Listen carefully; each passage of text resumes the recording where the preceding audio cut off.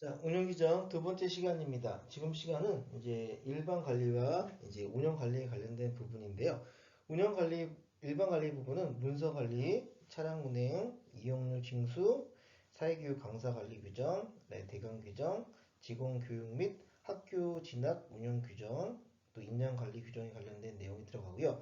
운영 관리 부분은 운영위원회 규정의 운영위원회 구성에 대한 부분 규정을 얘기를 하려고 합니다. 자, 앞의 시간에서 이제 또 많은 또 인사관리 부분과 또 이런 조직관리 부분에서 얘기를 긴 시간이기 때문에 또 이어서 또 너무 똑같은 얘기가 길어지면 여러분들도 또 지루하실까봐 이번 시에는 설명을 짧게 좀 드리도록 하겠습니다. 자, 문서관리 규정도 앞에서 우리 재무관리 규정과 마찬가지로 대부분 우리 기관에서 임의적으로 할 수 있는 게 아니라 그냥 문서 관리 규정이 사회복지 관리 안내 책자에 있기 때문에 그 기준을 중심으로 얘기를 하고 있습니다.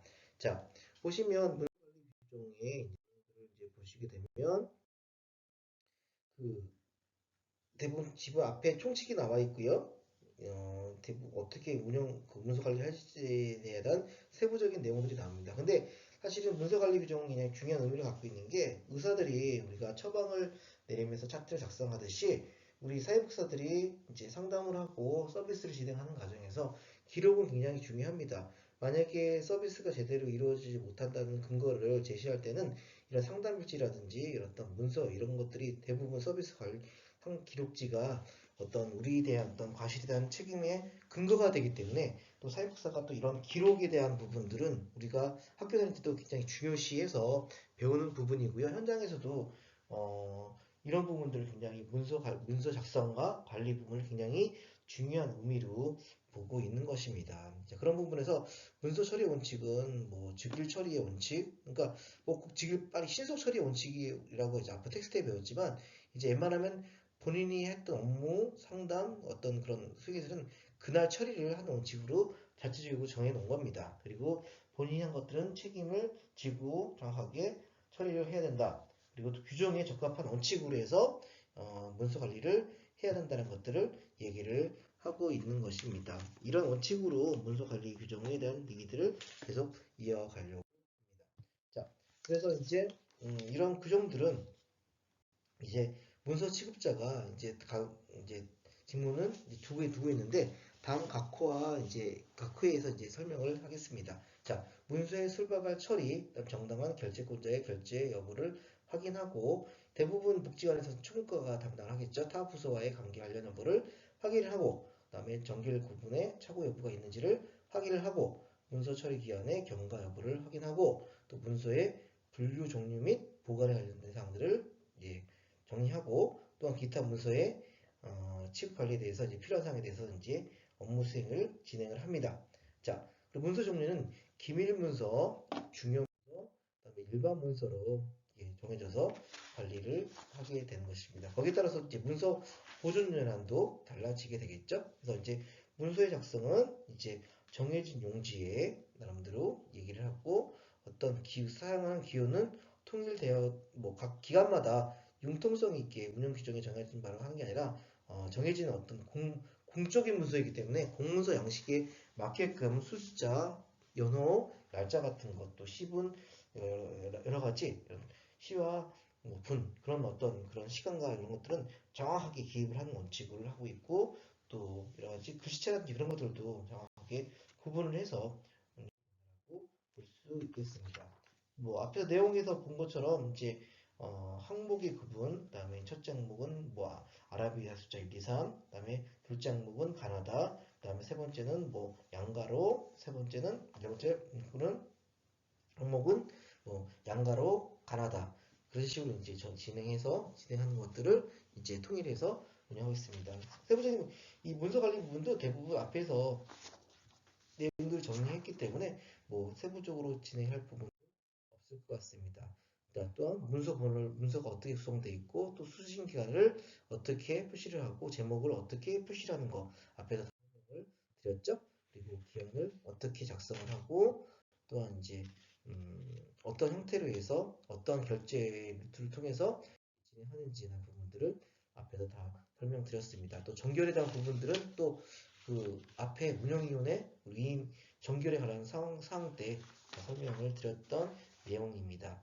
또한 여기 특별한 사항으로는 결제 문서의 간인, 우리 내부 문서에 대한 부분들은 문제는 없겠지만 외부로 발송할 때 또 상대방이 이거를 확인을 할 때는 이 문서가 이제 정확한 본인의 어떤 원본 대조라 하죠. 이게 원본이 맞는지를 볼 때는 원본 대조필을 하거나 이렇게 간인 이렇게 종이를 접어서 도장을 찍습니다. 그래서 이 문서가 원본인 것들을 다시 확인하는 절차들을 밟고 있죠.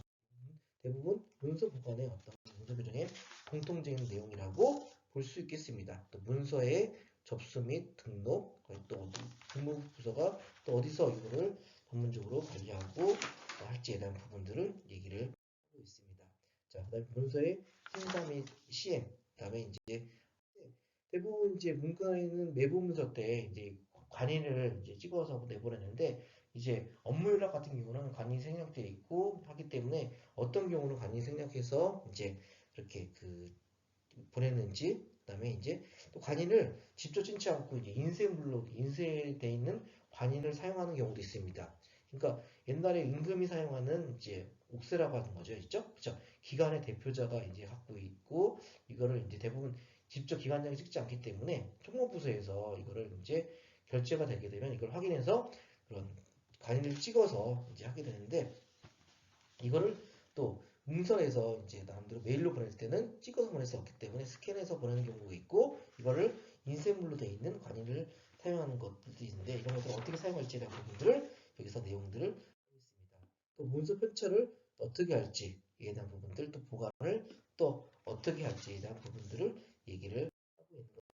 이것처럼 이제 이런 양식을 위해서 이제 나름대로 수신자, 경유, 이렇게 제목, 다음 밑에 있는 내용들은 누구가 들어갔는지 이게 조직에 따라서 이런 그 결제 라인은 또 달라질 수가 있겠죠. 자, 이런 부분들 다 참고하시면 될 것 같아요. 또한 처리 요청에 의해서 이제 한번 쭉 읽어보시면 될 것 같습니다. 또한 이런 문서는 어떤 보존 연한에 의해서 진행되고 보존되는지에는 연차를 봐야 되고요. 또 영구적으로 보존해야 될 문건부터 또 1년 단위로 보존하는 것들 우리 앞에 내용들이 다 설명을 드렸죠. 자, 그리고 또 차량 운행 규정 같은 경우는 이제 본인의 차량을 나름대로 이제 운행 기록으로 작성하는 경우도 있고 대부분 기관마다 경차든지 이렇게 스타렉스 이런 차들이 있을 겁니다. 이런 것들은 이제 공무 운행 기록부를 작성을 해서 나름대로 운행한 키로수를 작성하고요. 키로수에 맞게끔 이제 나름대로 그 공무 운행 기록부를 작성을 합니다. 저희 기관 같은 경우는 예전에 좀 안 좋은 얘기지만 그때 운행한 키로수랑 실제 이제 그 운행 기록부의 기록이 좀 달라갖고 이제 그 한 2만 킬로, 한 몇천 킬로 정도를 더 오버해서 사용하는 바람에 그거를 리터당 이제 얼마씩 계산해갖고 나름대로 그 우리 인천시에 나름대로 환수 조치 당한 경우가 사실 있습니다. 그래서 기본적으로 이제 이런 관리는 굉장히 중요하다고 볼 수 있겠고요. 또 운전원 같은 경우는 또 누가 운전할 것인가 또 이거 자격은 나름대로 모든 직원들이 다 같이 운행을 하지만 요즘은 이제 젊은 직원들 같은 경우는 대학교 졸업하고 뭐 22, 23 직원들이 오기 때문에 보험은 또 26세 이상과 뭐 이하로 나눠지기 때문에 그런 경우 26세 이하를 안 시키려면 26세의 보험료를 뭐 책정을 한다거나 또 26세 이하로 한다 그러면 보험료는 높아지겠지만 모든 직원들이 운행할 수 있게끔 또 운전하는 자격을 이렇게 다각적으로 둬서 운행을 업무 효율성을 높이는 것도 있겠죠. 자, 차량 운행은 이렇게 이제 진행되고요. 또 여기는 안 나와 있지만 이제 자체 운영 규정으로 만약에 우리 공무운행상 만약에 이런 그 과속이라든지 주차 위반으로 걸렸다. 그럴 때는 어떻게 처리할 것인가? 이런 규정도 사실은 이런 법칙금에 대한 처리 이런 것도 이제 운영 규정에 세부적으로 넣어서 운영을 한다라고 볼 수 있겠습니다. 자, 이용료 징수 규정이 있는데요. 복지관 같은 경우는 후원금도 있고 이제 이제 법인전입금도 있지만 또한 중요한 부분이 이용자들한테 프로그램 이용하면서 받는 운영수익금, 이용료 징수가 있습니다.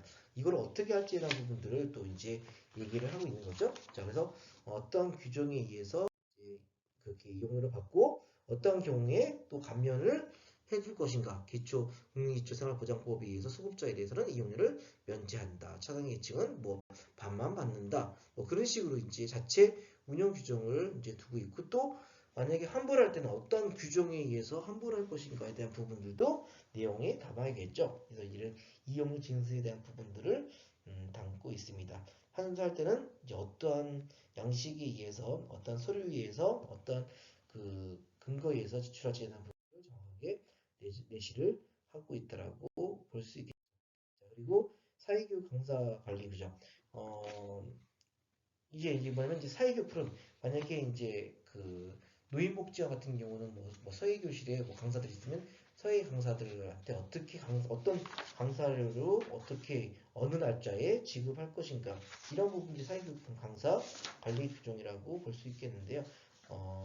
모집할 때는 어떻게 모집을 하고, 모집 기간을 어떻게 두고, 또 어떠한 매체를 통해서 홍보를 하고, 또 어떠한 자격에 의해서 이제 이렇게 자격을 둘 것인가라고 하는 부분들, 이걸 적시해야지만 나중에 기준이 모였을 때는 괜하게 또 오해를 받을 수 있죠. 강사의 자격이 안 되는 사람들을 또 나름대로 기관의 어떤 인맥으로 뽑았다, 그런 문제 나올 수 있기 때문에 이런 오해나 문제에 대한 어떤 문제를 삼지 않기, 문제를 제기받지 않기 위해서는 자격의 기준을 강하게 할 필요가 있는 거죠. 그다음에 이제 강사들이 갖춰야 될 자격, 그다음에 그네들이 갖고 있어야 될 구비서, 이런 것들을 정확하게 이제 하고 있습니다. 그리고 강사 비례 지출은 언제 어느 때 이제 한다라고 하는 부분들, 그다음에 그 강사들이 이제 획족 뭐 임명도 하지만 나중에 어떤 문제로 인해서 이제 할 때는 이제 이렇게 강사를 이제 그 자질이라든지 뭐 문제에 따라서는 강사를 중도에 이렇게 해직할 수 있는 것도 필요하기 때문에 어떠한 그 기준에 의해서는 이런 것들을 해촉할 수 있다는 것들을 이제 정확히 명시를 하고, 그래야지만 나중에 문제가 계약에 대한 문제를 삼지 않기 때문에 이런 부분들은 정확하게 계약 기간이 만료돼서 해지하는 건지, 어떤 일신상의 문제, 또 기관의 어떤 명예라든지 그런 것들을 훼손시켜서 이렇게 중도에 그만두는 경우들, 그다음에 또 본인이 또 일신상의 문제를 휴강할 때는 또 어떤 원칙에서 휴강을 하게 되는지를 정확하게 기간을 알리고, 그런 서로 간의 계약들이 분명히 돼야겠죠. 자, 근데 뭐 어떤 기관은 그 강사 인센티브 조금 뭐 열심히 하는 강사라든지 연말에 이렇게 모범 강사들 같은 경우는 이렇게 뭐 인센티브 제공해갖고 그렇게 하는 경우도 사실 있습니다.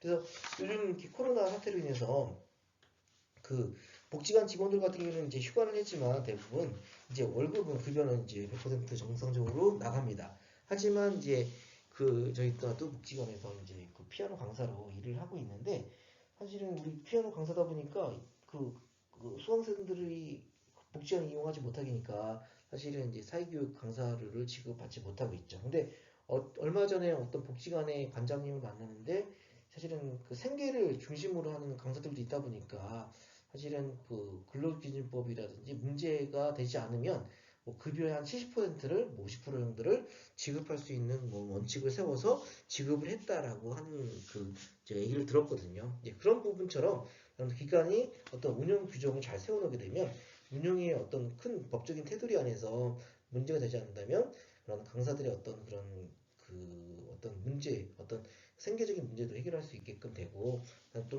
이게 또 많이 지급하다 보면 또 이게 길어지다 보면 또 어떻게 보면 이게 그 강사들의 어떤 문제들이 또 새로운 문제들이 야기될 수 있기 때문에 그런 부분들은 진짜 운영하는 사람들의 어떤 규정을 잘 두드려서 운영의 묘를 살리는 것은 굉장히 중요한 부분이라고 볼 수 있겠죠. 자, 그런 분 말씀드렸고요. 그다음에 이제 좀 대강 규정이 있습니다. 또 복지관이다 보니까 지역사회 내에서 또 지역사회 협력 차원에서 복지관을 필요로 해서 대관을 하게 되는 경우가 있습니다. 왜 이런 경우는 이제 절차에 의해서